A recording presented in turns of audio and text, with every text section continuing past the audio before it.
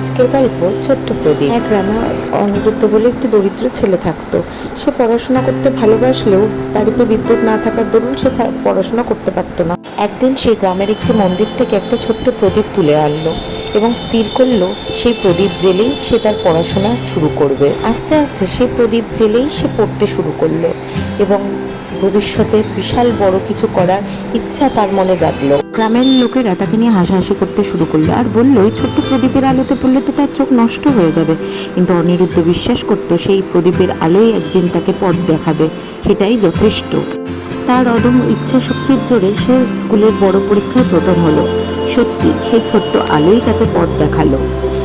পাশ করার পর অনিরুদ্ধ চলে গেল শহরে ডাক্তারি পড়ার জন্য, তার সেই বড় স্বপ্নটা পূরণ করবে বলে। ডাক্তারি পাশ করে সে গ্রামে ফিরে এলো। যারা তাকে নিয়ে হাসাহাসি করত তারাই তাকে অবাক চোখে মুগ্ধ হয়ে দেখতে লাগলো। আস্তে আস্তে অনিরুদ্ধ গ্রামে স্কুল তৈরি করলো, হাসপাতাল তৈরি করলো এবং ঘরে ঘরে বিদ্যুৎ এনে দেওয়ার ব্যবস্থা করলো।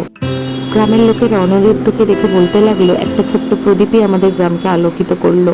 আসলে আলো যতই ছোট হোক না কেন, সেটাকে বিশ্বাস নিয়ে এগিয়ে গেলে সেটা একদিন পৃথিবীকেও আলোকিত করতে পারে।